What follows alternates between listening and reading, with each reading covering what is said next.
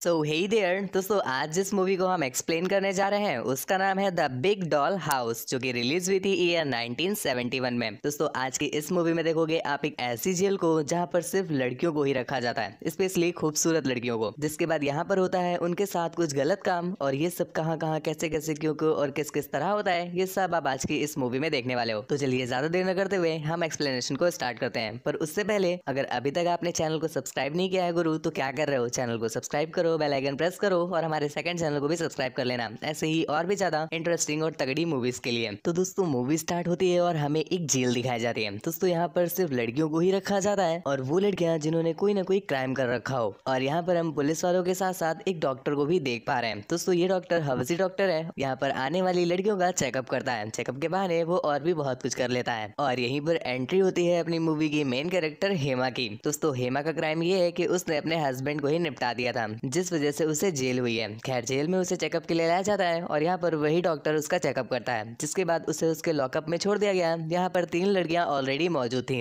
और यहाँ पर बन गई इन चारों की जोड़ी हेमा, जया, रेखा और सुषमा, सबकी पसंद निरमा।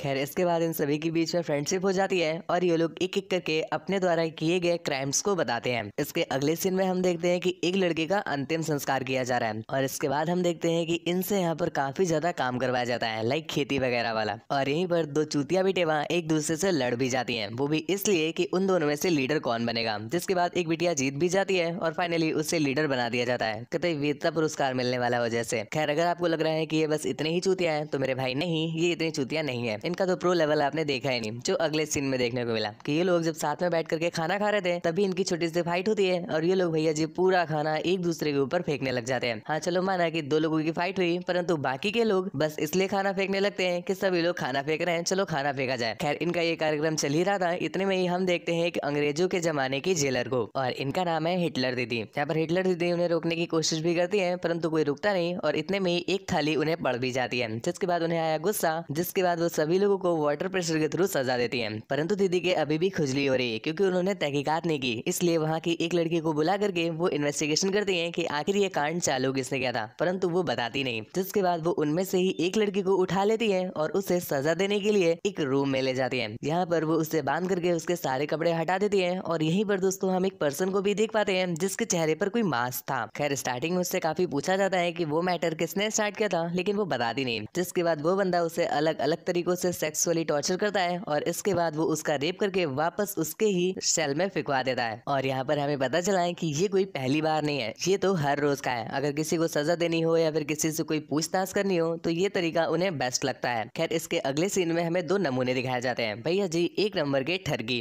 और ये लोग बस सामान में खाना डिलीवर करने का काम करते हैं। परंतु इतनी सारी कलियां देख करके इनके मुंह से पानी रुकता नहीं है, और इस चीज का सबसे ज्यादा फायदा उठाती है अपनी जया, क्योंकि उसे पता है कि इन्हें कैसे कंट्रोल करना है। वो इन्हें पास बुला करके निचोड़न कार्यक्रम और उंगल प्रक्रिया करवाती है, जिसके बदले ये लोग उसका काम करते हैं। और इस बार भी वो कुछ ऐसा ही करने वाली है, जिसके लिए सबसे पहले वो ठगी बंदे को बुलाती है और उससे संतरे चढ़वाती है। और यहाँ पर वो उंगल कार्यक्रम करते हुए उससे कहती है, बाबू तुम तो कहते थे सजदे पे यूं ही झुकता हूँ, बस तुम पे ही आके रुकता हूँ, पर बाबू जब भी तुम सजदे पे झुकते थे, पता नहीं क्यों मेरे सारे छेद बहुत दुखते थे। खैर, अब समझ में आया है तो आपसे कह रही हूँ, अब जाग करके उठा है छोटू, तो हमसे तो मिलवाओ जी, दुनिया वाले क्या बोलेंगे हमसे ना शर्माओ जी, अब स्ट्रॉबेरी तो उठाओ जी, शेरवानी तो पहनाओ जी, मेरी छोटी से अपने छोटू की बात तो करवाओ जी। हेलो छोटी, नमस्ते, चलिए काम की बात पे आते हैं। अब आप ये पूछेंगे कि मेरे मालिक कितना हिलाते हैं, तो जितना आपकी मालकिन 1 महीने में बहाती है, उतना मेरे मालिक की तो 1 घंटे में ही हो जाती है गुब्बारा,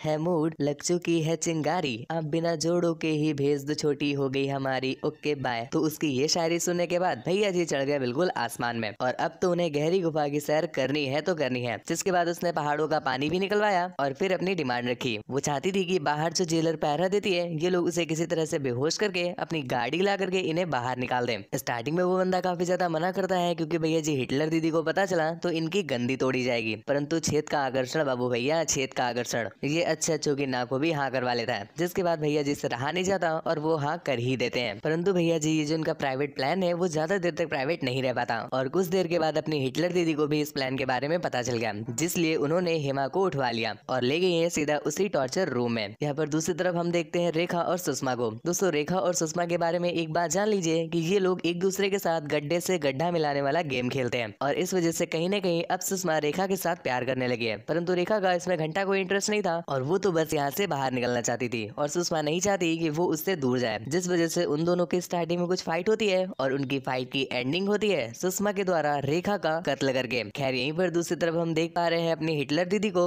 जो हेमा पर टॉर्चर कर रही है और सामने अपना हवसी बाबा भी बैठा हुआ है, परंतु हेमा अपने प्लान के बारे में कुछ भी नहीं बताती। यहीं पर दूसरी तरफ अपनी जया रेखा और सुषमा भी आ जाती है उसकी हेल्प करने के लिए। सबसे पहले तो वो लोग एक वायर की हेल्प से जेलर को अपने झांसे में लेती है और फिर जबरदस्ती उससे गेट खुलवाती है और फाइनली उन्होंने हेमा को भी बचा लिया और वहां से 9 to 11 हो गई। खैर इतने में ही वो बंदे भी जेल की गार्ड को टुल्ल कर देते हैं और सीधा पहुंच जाते हैं रेखा के पास, परंतु दोस्तों रेखा तो पहले ही टाइम हो चुकी थी जिस वजह से वो सीधा भागते हैं बाकी की लड़कियों के पास और फाइनली यहाँ पर उन्हें हेमा जया और सुषमा भी मिल गई और वो लोग उन्हें गन पॉइंट पर लेती है, जिसके बाद उन्हें वहां से बाहर निकलने के लिए कहती है। खैर इसके बाद ये लोग किसी तरह से मुसीबतों को झेलते हुए फाइनली वहां से बाहर निकल जाते हैं। कुछ दूर जाने के बाद अपने जो दोनों चुन्नू मुन्नू थे वो जाते हैं नहाने के लिए और यहाँ पर हेमा और जया तो खुली हुई थी परंतु उन्होंने सुषमा को बांध रखा था। जिसके बाद जब वो चुन्नू मुन्नू वापस आते हैं तो हेमा जया उन्हें गन पॉइंट पर लेकर के कहती है कि तुम सुषमा का रेप करो। अब भैया जी वो दोनों इस बात के लिए मना कर रहे थे, परंतु भैया जी उनकी वाली गन थोड़ी ज्यादा बड़ी थी जिस वजह से वो अपनी गन चलाने के लिए रेडी हो जाते हैं। खैर इनका ये कार्यक्रम चल ही रहा था कि इतने में ही वहाँ पर पुलिस आ जाती है जो उन्हें चारों तरफ से घेर लेती है और भैया जी यहाँ पर धुआंधार फायरिंग स्टार्ट हो जाती है और इस फायरिंग की वजह से वहाँ पर एक बड़ा सा ब्लास्ट हुआ जिस वजह से सभी लोग मारे गए, परंतु अपनी हेमा बच गई और वो सीधा पहुंची है रोड के पास और उसे एक बंदा लिफ्ट देने के लिए भी मिल गया। वो लिफ्ट लेकर के सीधा निकल जाती है शहर की तरफ और जिसके साथ ही ये मूवी यहीं पर एंड हो गई। मूवी आपको कैसी लगी हमें नीचे कमेंट करके जरूर बताना। चैनल को अभी तक सब्सक्राइब नहीं किया है तो क्या कर रहे हो गुरु, चैनल को सब्सक्राइब करो, बेल आइकन प्रेस करो और ऐसे